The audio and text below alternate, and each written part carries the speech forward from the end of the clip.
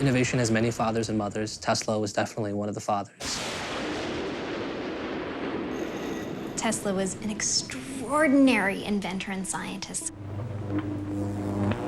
Tesla gave us alternating current, our main electrical grid around the world. Electric motors, electric generators. The ideas of free energy. Oh, it looks like a bad one. Tesla had that passion to create new things nonstop, no matter how crazy they were. What is a genius? I think the term is way overused. I think Tesla fits the bill because he didn't just invent one invention in one area, he was in many different areas. So he really was a genius.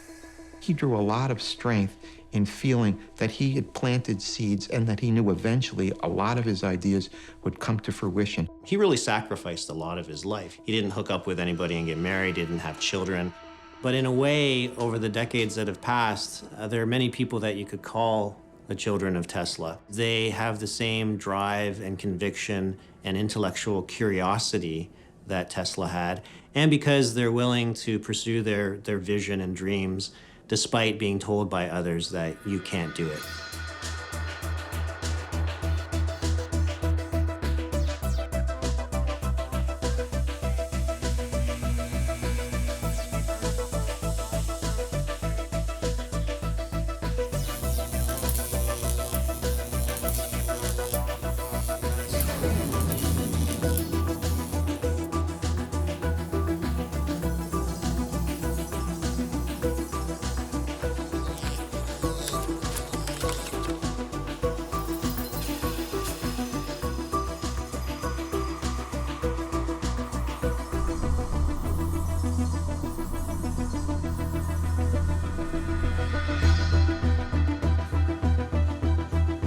I would be honored to even consider myself as a child of Tesla.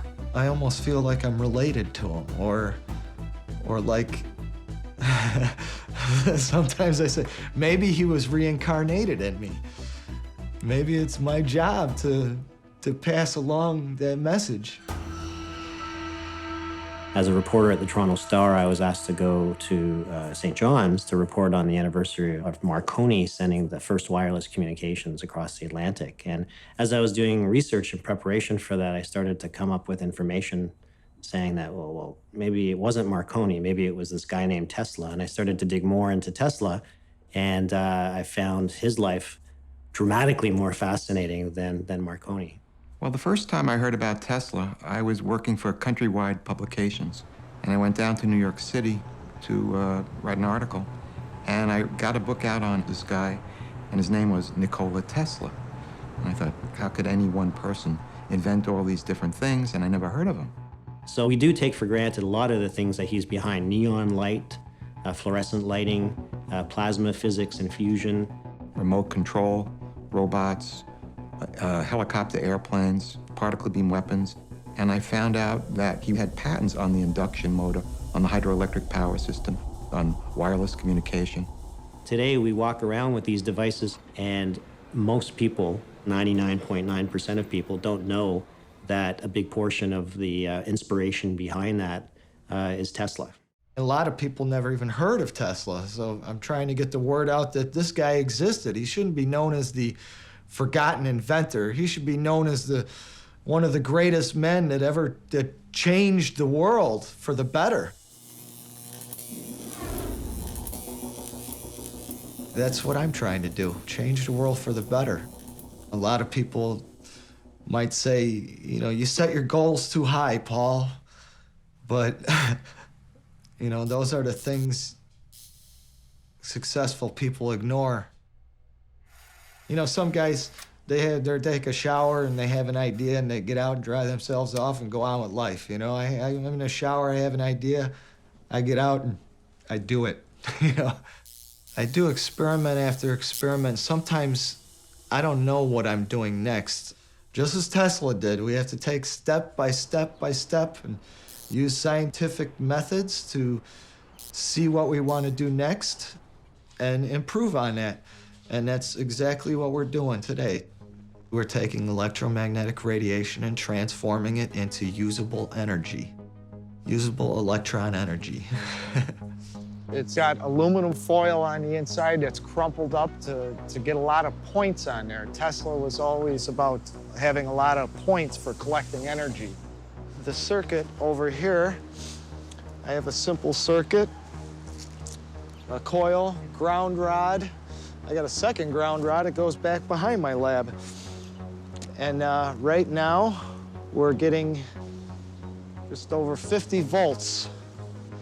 So it's electromagnetic radiation. I say most of it is coming from the cosmos.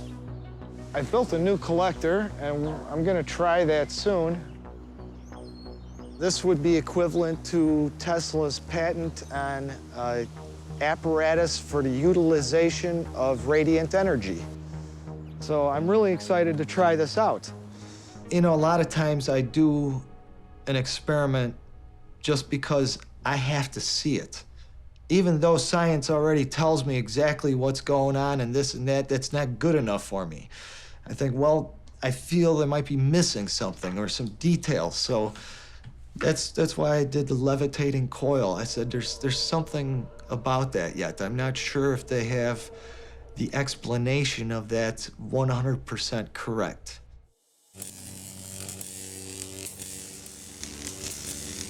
Tesla was a really weird dude.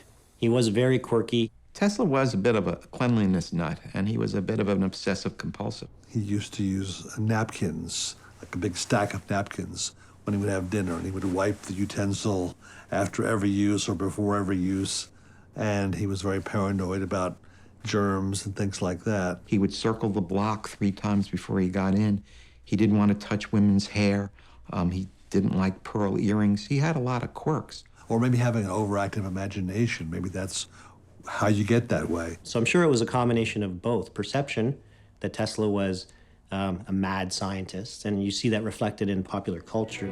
Total destruction will come to those who laughed at me and failed to heed my warnings. The first Superman movie cartoon had a villain named Tesla who had this electro-euthanasia ray or something, some crazy name, and it was based on his inventions of developing a death ray for the U.S. military, which there's a lot of conspiracy behind that. I think what I like about him the most is that he was an altruist. He was really trying to help the world. Tesla was world famous in the 1890s. Everybody knew who Tesla was, but his name slowly disappeared from the history books, and he became an unknown figure.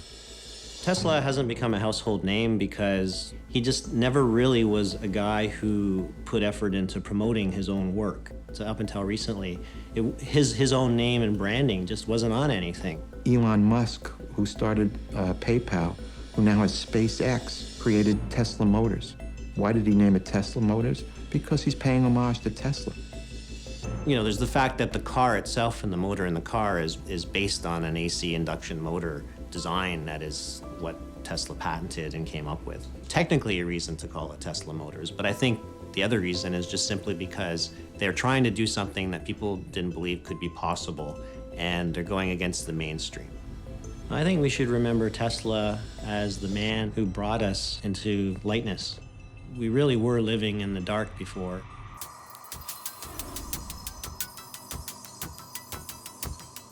Since the 50s, people have been trying to make diamond work for electronics, and Adam has come across the way to actually make the diamond work for electronics.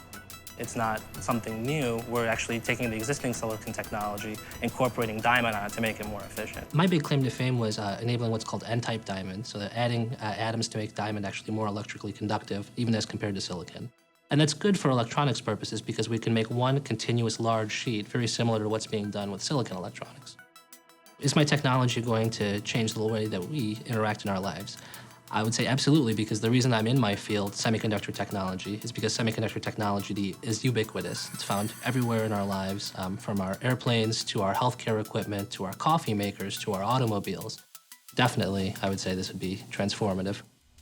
The diamond semiconductor is actually the next big step. He's emerging on the scene at the right time, where a lot of the electronic devices we have become so miniaturized, they're bumping up against the physical limits of what silicon is capable of. The minute he told me my iPhone wouldn't overheat anymore, I was in. I was sold.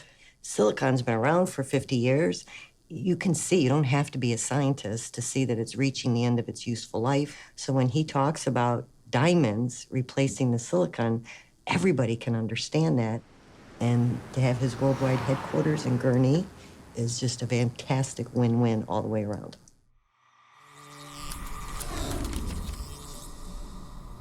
Nanoleaf was founded by myself and two of my best friends. We all went to the University of Toronto, and we were part of the solar car team. The three of us were actually in charge of developing a lot of the electronics behind that car. About 7 or 8 years later, we decided to get back together and take some of the skills and knowledge that we gained from the solar car team and apply it towards real-world products. And we started off building a solar product. It was a portable solar device. It had a little screen on it. You could plug in laptops, cell phones, TVs, and it was an amazing product. And we wanted to find a way to bring that to market. And we had no idea who to sell this product to. So we thought, well, then let's just keep building, right? Let's add a light bulb to go with it. And then you could have a house that's fully powered by this little system. And as we went further in developing this light bulb, we realized that we had created the world's most energy efficient light bulb. So this is our very first product, the Nanoleaf 1. The part that we find to be the most unique aspect of it, certainly the part that we care the most about, is the energy efficiency aspect of it. We custom design all the circuitry within this product. So a typical LED bulb has a power supply, and the power supply, it needs to convert the AC power that's coming in into DC power. We were able to create an AC to DC converter that's about 95% efficient, whereas most LED light bulbs out there are only at about 75 to 80% efficient. Of course, if you reduce the consumption of electricity, you reduce the production of greenhouse gases, which, as we know, is the main cause of global warming. Artificial lighting is the first human invention. It was made 2 million years ago, and we're working in that tradition. Lighting hasn't changed, or it didn't change for 100 years after Edison developed the first mass market incandescent light bulb. I see them taking an existing technology and packaging it in a different way, which is what Edison excelled at. The fact that they've got this new laser approach that allows them to cut circuit boards and shape them in an origami fashion to make light bulbs really fits with that whole trend of having technology that looks nice. The products it's coming out with, it's exploiting the versatility of LEDs to make the technology attractive. In a lot of ways, Nanoleaf is very similar to back when Tesla was doing his innovations. On a daily basis, we're trying out new ideas and ways that we could actually make changes to some of the products that we have in the world today. Some of those ideas are completely outrageous, but some of them are amazing and could lead to really long-term products that could make a big impact. You know, I think having that creative team, you know, that outside-of-the-box thinking, 9 out of the 10 ideas are going to be bad, but one of them will just be completely gold. In order to invent something that is completely new, you have to forget about, you know, what's normal to you. And you got to think about, you know, what could the world be and would that be better? For example, with light, it's like we see the world under a certain type of light. The whole concept of a light bulb, for example, right? Like, hey, a light bulb should look like this. Why? Because an incandescent light bulb looked like this. You know, that's what we've gotten used to over the last 100 years. But why does it need to look like this? Why can't it be different?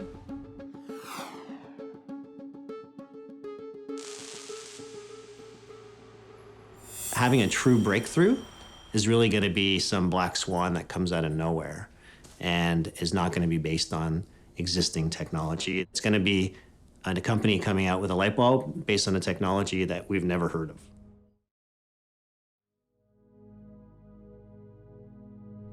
Tesla was born in Smiljan, which is a town in Croatia. Tesla came to New York in 1884, and he worked for Tom Edison. And he had this great invention, the ability to harness alternating current. It was a significant advance because at the time, the main technology was direct current, and that was what Thomas Edison was working on. With alternating current, the way it was designed, you could actually transmit power over vast distances. Edison didn't want to hear anything about it, and then there was what was known as the Battle of the Currents. Edison was in a war, and he literally began to electrocute cats and dogs and even an elephant with alternating current to show that the Tesla system was dangerous and that his system was safe. So Tesla thought, how can I combat this terrible PR situation? So he began to experiment about sending electricity through his body. I think here's where you see his great genius. He's figuring out how to send electricity through his body to show that it can be done safely. And so he began to win the PR campaign and then actually won the right to harness Niagara Falls. So after the War of the Currents was over, everybody knew who Tesla was. He's really unique to his times. He saw the big picture in the sense of problems that needed to be solved. People who may be just as brilliant as Tesla today may not, have the same kind of support that he had. There's a lot less patience in the financial community for investing in things that will take a long time. There's a desire for quick payback, so nobody really wants to wait it out to see if that person that they're investing in is going to be or have the impact of a Nikola Tesla. An inventor is somebody who thinks about something that may not have existed before and brings it into being. I always imagined that you would have an idea and you would then be able to follow it, create it, and galvanize people around you if it was a good idea to bring it to life and make it happen, because they all thought it was a good idea too. I went into neurosciences through university, and when I came out, my research lab work that previously had been in mice now started moving into the brain. My own experience with psychotherapy and wanting to help people understand their mind and improve their life led to this device. This is Muse, the brain sensing headband. And what it does is it tracks your brain activity in real time and gives you real-time feedback to let you know when you're in a state of focused attention, i.e. when you're meditating, and when your mind is wandering. So it tracks your EEG with clinical grade sensors. It sends that data to your smartphone or tablet, and then is able to parse your brain activity based on an algorithm that we created from thousands and thousands of data sets that we gathered of meditators from around the world. Now Muse is used in the Mayo Clinic with breast cancer sufferers to help them deal with the stress of surgery and actually improve their recovery times afterwards. It's being used with Harvard and Spalding Rehab for traumatic brain injury. NYU uses it for educational purposes. We keep finding these extraordinary uses where other people have taken the tool and are applying it to, autism, epilepsy, ADHD, disease states across the board. When we look at this signal here, this is what Muse is measuring. We see all of these huge waveforms. It is actually indicative of your brain state. I think Tesla was an inventor that really opened himself up to possibility in an unconstrained way. And I think when you do that, you end up imagining a world that could be a whole lot different than what you're in. So very different than Tesla, I was lucky to be in an environment in which the things that I was thinking of and created were always accepted. I haven't had to, deal with the ostracization, with the hardship. From a business perspective, the businesses that we've created around this technology have always been very successful. I've raised $18 million to date from venture-funded, from venture firms that have supported what we are creating and bringing to the world. Our very first product is in Best Buy. That's about as mainstream as you get. What began as a quest to help a dying friend has evolved into a first-of-its-kind luminary marvel. The collector weighs more than 30 tons and collects more light than any telescope on Earth. The origins of the moonlight collector have maybe started when I was 7 or 8 years old, when I built my first little telescope. And then when I was a teenager, I built quite a large one. So I was always into astronomy, and optics, and telescopes. It was an amazing process, 75 different prototypes from beginning to end to build this huge 84 mirror collector. I think that it was probably one of the most difficult things we ever did in our life and the most meaningful. The stimulus that created the invention of the interstellar light collector and now the moonlight collector was a friend dying of pancreatic cancer. She came to us and she said, "Richard, you think outside the box. You're not a scientist, you're not a doctor, but they're telling me right now, I have no hope on this earth. I have no chance to survive this." And immediately, Connie set Richard in motion to try to figure out a cure of some sort.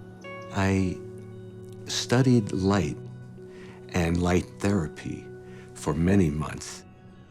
And he said the frequency coming off of moonlight was similar to what the American Medical Association was studying to cure cancer. The light of the moon and the stars cannot be duplicated artificially. We have cells in our body that respond to moonlight. All of us do. First of all, moonlight is not just reflected sunlight. Moonlight has its own spectrum. It was pretty exciting. It was like something out of a science fiction movie, really. When I learned that they were collecting moonlight and concentrating it, that intrigued me because it's a form of subtle energy, and it's a form of basic energy in the universe that the sun produces both left-handed and right-handed torsion, and the moon's reflected light is more left-handed. So it might well have some healing properties. So that was the first thing that got my attention. This thing has blossomed into this huge project. It's kind of funny, that was about a 2.5-year process. Mortgaging house and mortgaging a lot in our life, we finally built the interstellar light collector, which is 84 of those 8-foot by 4-foot mirrors. Connie passed away, but Connie's spirit did not pass away. Everything that we did at that point forward had to be that we had to find an answer. Richard just finally said, "Perfect or not, we're opening it." And the press showed up and all these people showed up. It was a blow your mind moment for everyone. So I was invited out to this thing, and it just seemed like a bunch of hippies in the desert, and I had all my projections about it and thought it was such a woo-woo out there and quite frankly stupid thing. And when I got there, there were probably about 100 people there. It was massive. It was like, it looked like it was half the size of a football field in this huge pit out in the desert. And it was aimed at the moon, and the light would come down and shine on this point where it looked like car headlights, like bright, bright headlights were shining on these people that were in this little box thing. Tesla was an influence with the moonlight collector, especially with this free energy concept. And here's light energy just pouring down that no one is utilizing. There are some things that happen in our world that our present science doesn't teach us in our textbooks, and yet they occur. Well, I go back to some of the early writings of Tesla and some of the early newspaper clippings where he would do this ritual thing where he'd meet with members of the media and talk about, what we're going to have in the future, and the journalists would eat it up. He came up with ideas for extracting heat from the ocean and using that as a way to generate electricity. These are inventions that never really came to fruition during his day, but are coming to fruition today. Tesla's advanced ideas play a big role in what is now called the Higgs boson, or the God particle, the particle that gives matter its mass. So that's one of the reasons why I think Tesla is so interesting, because even though he's got all these great inventions, he still has other ideas that physicists can look at today. If these phenomena happen and our present science does not understand it, is there some force that we're leaving out of our present science? And the answer is yes. I'd like to tell the whole world about Tesla and, the things he was doing. I mean, it's talking about unmanned submarines and airplanes. I mean, we're just now doing that now. It's like, why didn't they listen to him? Why didn't they buy this stuff or develop it then? That's what I want to do. Give people what he wasn't able to give them, or, you know, what got taken away from everybody. These plates will be collecting, well, I hope a lot of electromagnetic radiation from the air and transforming it again into usable energy. A lot of people say it's coming from satellites, cell phones, radio. I should be able to get a lot more energy from this collector now than I was able to get with my old collector, which was basically the upside-down lamp with a bunch of aluminum foil in it. 56 volts, 57 volts, 58, 59, 60.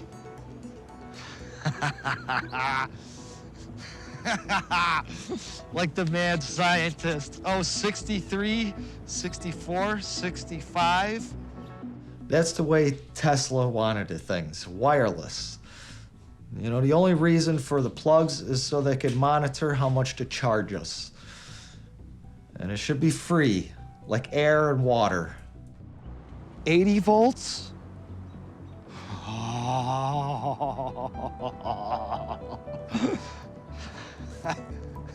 I think we could finally get some power out of this. There's no end to ideas out there of like taking energy from the earth or the air, or even vibrations, harvesting it through other means. That's possible. There's lots of ways to do that. The problem is, how are you going to do it in a way that can be done on mass scale and in a way that's economical?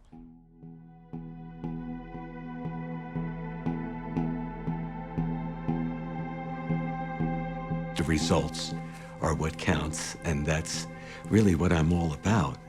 Look at the results, and that's what we need to go by. I figured it's just moonlight, can't hurt, you know, it's probably not gonna do anything, but it'll be cool. And so I went in there, and it was almost like swimming underwater. Just love that feeling, and that's kind of what it was like. It was kind of calm, but also kind of euphoric. It felt almost spiritual, but also like a physical thing, you know, like I just relaxed and I could breathe more easily. Wow, what an experience. This was a moment where you could stare at what I call the most heavenly light. I don't even know, it's like going into the light. When people talk about that, that's what being in the moonlight feels like. So I've had chronic severe asthma since I was 17. And I went in the moonlight collector for 2.5 minutes the first time, and within a month, I recognized that I wasn't having any asthma attacks at all. So I started volunteering every night they had a moonlight event. Lots and lots of moonlight. And I haven't had an asthma attack now in almost a decade. Once it was built and people started having experiences in the moonlight, Monica had asked me to follow up with them to see what effects they had been experiencing from a nurse's standpoint. This was born of an idea to help people and heal people. And what I saw was that it was doing that. It wasn't doing that for everyone, but there were some very profound experiences that, as a nurse, I found fascinating. Really well-known doctors were coming in from all over to do research there, and we were doing research with seeds, and we're doing these crazy things with the geology and earth sciences department at the university, and finding just mind-blowing stuff that it literally changed the crystalline structure of quartz crystals. Nobody knew why it was working, but everybody agreed that something profound was happening. It's like a lot of things with subtle energy. Our Western science doesn't really know how to measure these effects very well. But I think that as we get better at measuring them, we're going to find more and more that there are measurable effects. This is the beginning of a whole new way of seeing things. I was having tea one afternoon and I got the phone call from Monica that a microburst, an extremely powerful and contained small windstorm during our summer monsoons here, had destroyed the moonlight collector. The way microbursts work is they're very focused and they're narrow and they hit just one small area. It looked like about half of the array had just blown off and was crumpled in this mass, like an airplane that had crashed or something. I think we all just assumed that we were on the cusp of greater things, and that just brought it to an instant halt. It was a real tragedy. It felt hopeless.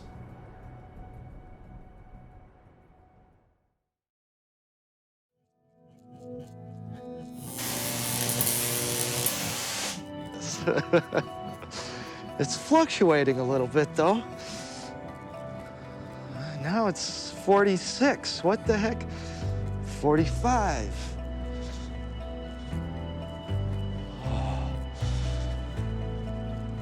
So, we now got just over 60 volts, but now it's gone back down.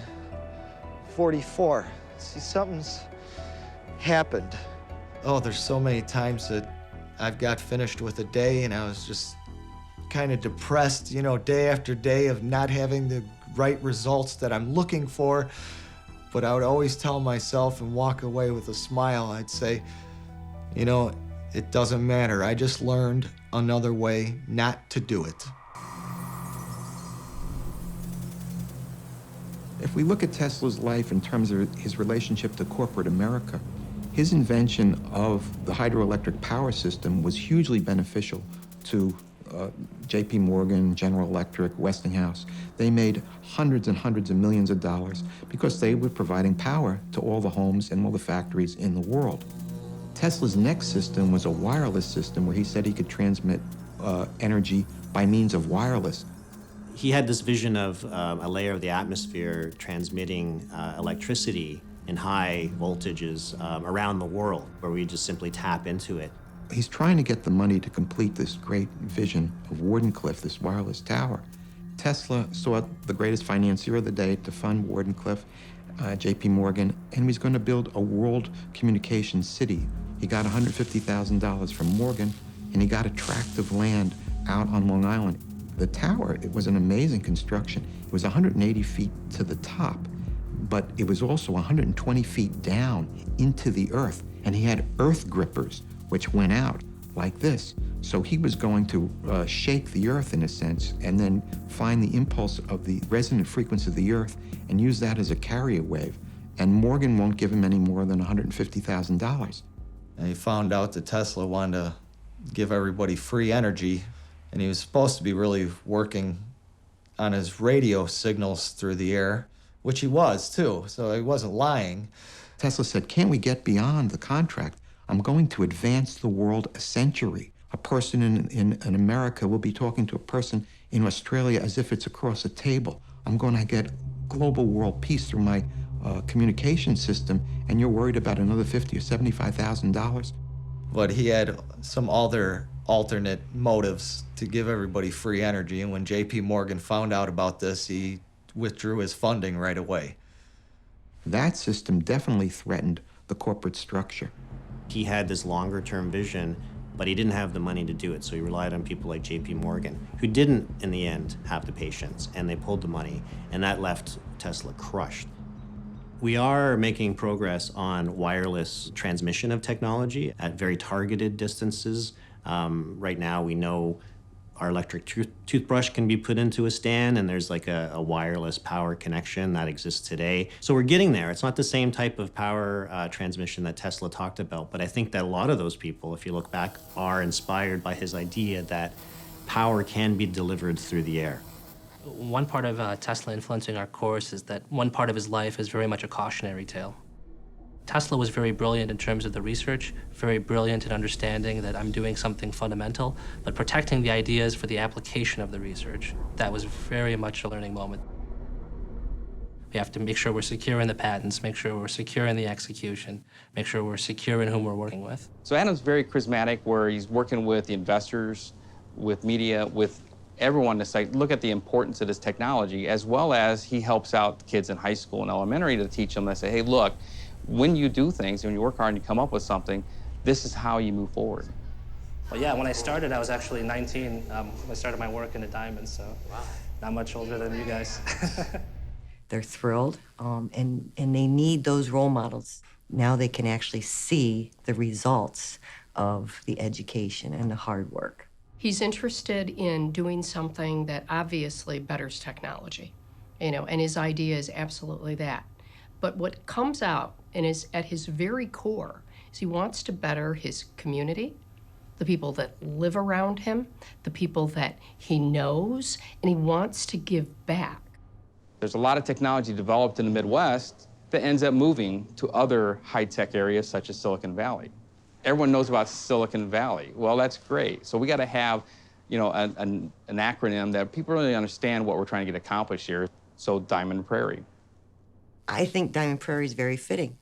We are the Prairie State, and when you kind of hear the story of Silicon Valley, which was nothing more than an orange grove until the first company went there, and it took off, and it's in a valley, so it became Silicon Valley. We thought Diamond Prairie was couldn't absolutely come up with a better name. This is the Diamond Prairie. Moving forward, this will grow. And from here, the entire world will experience a diamond age. That's very, very exciting. And Intel might come out and say that we've squeezed more ability out of silicon. Well, we don't need to go diamond. We can delay it for another 10 or 20 years. And delay is the enemy of innovation because ultimately you run out of money. It's a matter of whether he has the right timing and whether he can prove to the world that his approach is better. Finding people that are truly going to take a chance on something is more and more difficult these days. It's just really different times. We could benefit from having a Nikola Tesla today. I just don't think we would spot him. Think about Nikola Tesla approaching a modern-day investor. I have an idea that is going to dramatically change the world and requires an overhaul of existing infrastructure. They're going to say, too capital intensive, that's not our game. He would be going nuts, trying to get his ideas out there, and he would be writing books and maybe have a personal blog where he's like, no one is paying attention to me.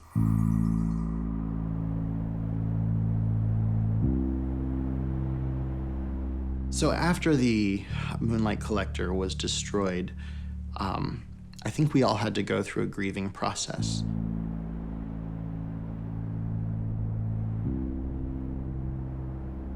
It wasn't quite a year, though, when they got another one of those epiphanies.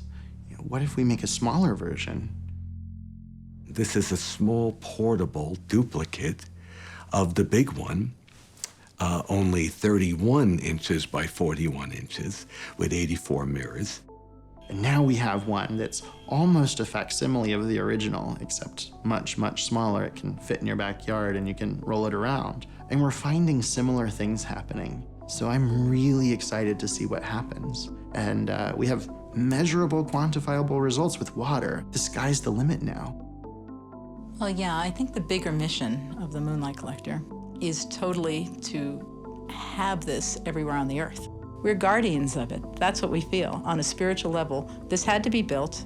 And I'll be honest, even if it hadn't succeeded, and I know it has, I would feel proud to say that I tried, you know. You know, Tesla has influenced my work in a way that persistence and dedication has been really the way to get things done. I am sure that he would love it, and I'm sure that he would embrace it and really put it to good use, because there are so many uses that have not been discovered yet. It's crazy in a sense that even how can you even utilize this? But isn't it crazy to not utilize it? At the turn of the century, he felt he had received pulse frequencies from outer space. The UFO crowd attached themselves to Tesla, and he became a cult figure.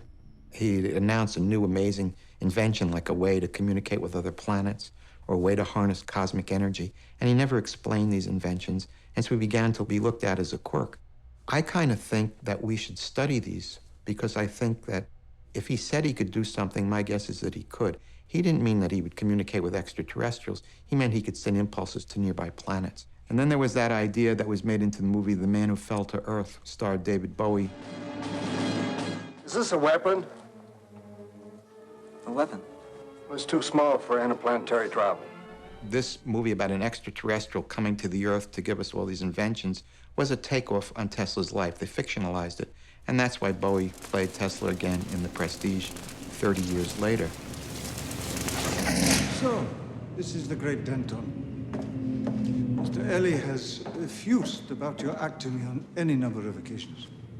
There's conspiracy theories that when he died, you know, his apartment was searched and all these documents were taken, and there's people who follow Tesla and his life and are trying to get their hands on these documents to prove that there was some kind of conspiracy and that he was working on something much grander. And I don't really know for sure, but I have a feeling that some of his most important secret papers are still locked away in military intelligence here in the United States. Suddenly his story has become sexy. For good reason. Tesla went through his life being doubted. There's naysayers, there's people telling him what you're doing can't be done. And in the end, it might have taken, a decade, it might have taken several decades, but in the end, he proved a lot of people wrong. And I come back to a quote I used in my book saying that there's nothing like the passage of time to make the smartest people in the world look like idiots. And Tesla had that ability to make a lot of people look like idiots with the passage of time. If you look at the accomplishments Tesla made, we have it all around us.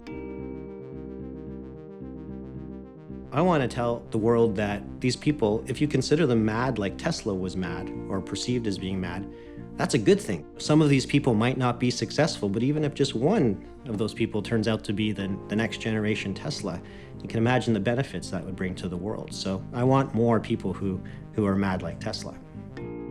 At any given time, there's about like 7 or 8 different crazy project ideas that even though they might not ever see the light of day, but we're like, hey, you know what, let's try it out. Let's see where this goes. Before we say no to it, let's just create a prototype and see if it's actually feasible. This would be the active part of the electronics, and this is essentially just what holds it, right? If I can inspire somebody to develop the next generation of technology or to see my small successes in my field and apply it for another critical need for humanity, I mean, that's really great for me. That's exciting. There's always more world to explore, so I'm so curious about the next generation of inventors who are going to come after us to create things that we could not possibly even conceive of sitting here.